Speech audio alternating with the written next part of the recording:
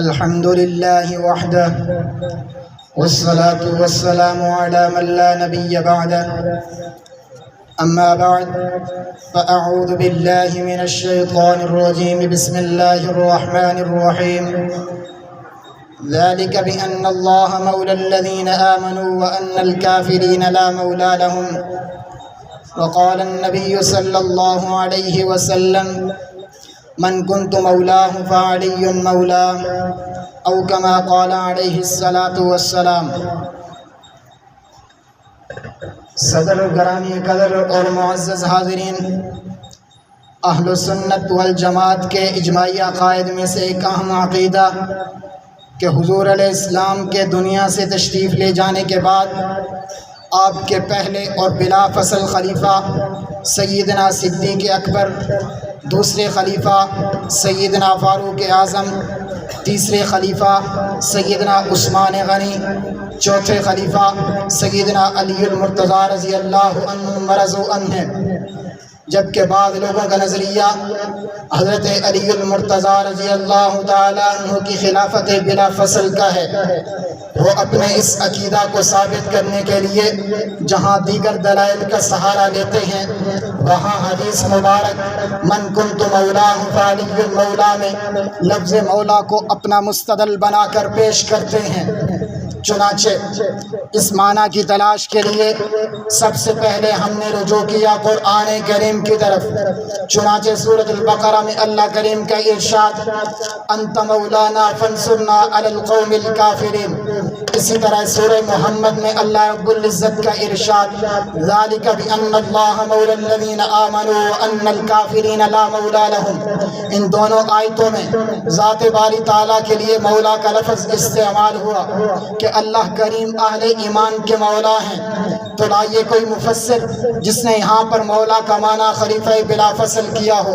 اس کے بعد ہم نے رجوع کیا حدیث پیغمبر کی طرف۔ چنانچہ بخاری شریف جلد اول کتاب الصلح میں حدیث مبارک موجود، حضور علیہ السلام نے حضرت زید سے فرمایا یا زید انت اخونا و مولانا، اے زید آپ ہمارے بھائی اور ہمارے آزاد کردہ غلام ہیں۔ اسی طرح مجمع الزوائد منبع الفوائد میں حدیث مبارک بصورت دعا موجود، حضور علیہ السلام نے فرمایا اسألک غنایا و غنا مولایا۔ اس میں حضور علیہ السلام نے اپنے اور اپنے متبعین کی مالداری کا سوال کرتے ہوئے مولا کا لفظ استعمال کیا۔ تو لائے کوئی محدث جس نے یہاں پر مولا کا معنی خلیفہ بلا فصل کیا ہو۔ اب چلتے ہیں لغویین کے در پہ کہ ہو سکتا ہے اصحاب لغت میں سے کسی نے مولا کا معنی خلیفہ بلا فصل کیا ہو۔ چنانچہ لغت کے مشہور امام علامہ ابن الاسیر جزری رحمہ اللہ اپنی مشہور کتاب النہایہ فی غریب الحدیث میں لکھتے ہیں هو اسم یقع علی جماعت کثیرۃ فهو الرب والمالک والسید والمنعم والمعتق والناصر والمحب والتابع والجار وابن العم والحلیف والعقید والسحر والعبد والمعتق والمنعم علیہ واکثرها قد جاءت فیوافق كل واحد الى ما يقتضيه الحديث الوارد فيه ومنه الحديث من كنت مولاه فعلي مولاه يحمل على اکثر الاسماء المذکورہ۔ علامہ جزری رحمہ اللہ نے لفظ مولا کے 16 معنی بیان کیے، جن میں سے کوئی ایک معنی بھی نہ تو خلافت بلا فصل پر دلالت کرتا ہے نہ مطلق خلافت پر دلالت کرتا ہے، بلکہ علامہ صاحب فرماتے ہیں کہ لفظ مولا کے معنی تو بہت زیادہ ہیں اور یہ معنی حدیث میں بھی استعمال ہوئے، لیکن ہر حدیث کے مقتضا سیاق و سباق کے مطابق معنی مراد لیا جاتا ہے۔ یہی لفظ حدیث من کنت مولا فعلی مولا میں بھی استعمال ہوا، وہاں بھی اس کے اکثر معنی مراد لیے جا سکتے ہیں۔ آخر لفظ مولا کا درست معنی ہے کیا؟ اس کا صحیح معنی و مفہوم سمجھنے کے لیے حدیث مبارک کے شان ورود ما قبل ما بعد کے جملہ کو دیکھنا ضروری ہے۔ چنانچہ صاحب مظاہر حق علامہ نواب قطب الدین دہلوی رحمہ اللہ فرماتے ہیں کہ حضور علیہ السلام نے حضرت علی المرتضیٰ رضی اللہ تعالیٰ عنہ اور کچھ صحابہ کرام کو یمن پر ایک خاص مشن پر بھیجا۔ جب یہ حضرات یمن سے واپس آئے تو حجۃ الوداع میں شریک ہوئے۔ حضور علیہ السلام نے ان کو خاص مشن پر بھیجا۔ جب یہ واپس ہوئے تو یمن کے بعد لوگوں کی بعض غلط فہمیوں کی وجہ سے کچھ صحابہ کرام کو حضرت علی سے شکایت ہوئی، بعض نے حضرت علی کی کسی بات کا انکار کیا۔ یہ ساری صورتحال غدیر خم کے مقام پر حضور علیہ السلام کے سامنے لائی گئی۔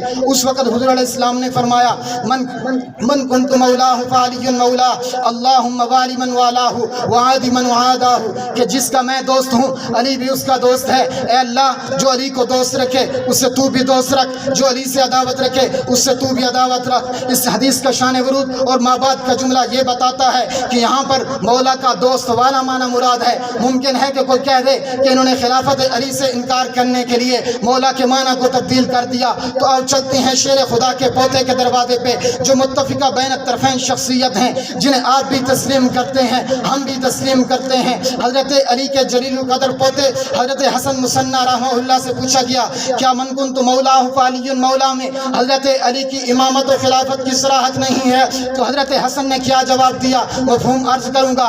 آپ فرماتے ہیں کہ اس حدیث میں خلافت علی کی صراحت تو دور کی بات، محض اشارہ بھی نہیں ملتا۔ اگر حضور علیہ السلام اپنے اس خطبہ سے خلافت علی کا اعلان کرنا چاہتے تو کھلے لفظوں میں بیان فرما دیتے یا ایھا الناس ھذا ولی امری والقائم علیکم بعدی فاسمعوا له واطیعوا، اے لوگو میرے بعد تمہارے یہ حاکم اور نگران ہوں گے، ان کی بات ماننا ان کی اطاعت کرنا۔ لیکن حضور علیہ السلام نے ایسی کوئی بات نہ فرمائی، حالانکہ حضور علیہ السلام مسلمانوں کے سب سے بڑے خیر خواہ تھے۔ حضرت حسن مصنع رحمہ اللہ قسم اٹھا کر فرماتے ہیں کہ اگر اللہ اور اس کے رسول نے حضرت علی کو امامت و خلافت کے لیے چنا ہوتا اور پھر حضرت علی اللہ اور اس کے رسول کے حکم کو ترک فرما دیتے تو حضرت علی سے بڑھ کر کوئی خطا کار نہ ہوتا۔ نتیجہ یہ نکلا کہ حدیث مبارک سے جو ثابت کرنے کی کوشش کی جا رہی ہے وہ ثابت نہیں ہوتا، اور جو ثابت ہوتا ہے اس کو مانا نہیں جاتا۔ جو حدیث مبارک میں ہے اسے سمجھے نہیں، اور جو سمجھے ہیں وہ حدیث مبارک میں نہیں۔ اگر ایک لمحہ کے لیے آپ کے معنی کو تسلیم کر بھی لیا جائے تب بھی آپ کا عقیدہ ثابت نہیں ہوتا، کیونکہ جامع ترمذی ابواب الفتن میں حضرت علی کی اپنا فرمان موجود۔ حضرت علی فرماتے ہیں لم یعہد النبی صلی اللہ علیہ وسلم فی الخلافۃ شیئا، کہ حضور علیہ السلام نے خلافت کے بارے میں کوئی فیصلہ نہیں فرمایا۔ تبھی تو کسی شاعر نے کہا کہ الجھا ہوا تھا پاؤں الجھا ہوا تھا پیر یار کا زلف دراز میں، الجھا ہوا تھا پیر یار کا زلف دراز میں، لو آپ اپنے دام میں صیاد آ گیا۔ وآخر دعوانا الحمدللہ رب العالمین۔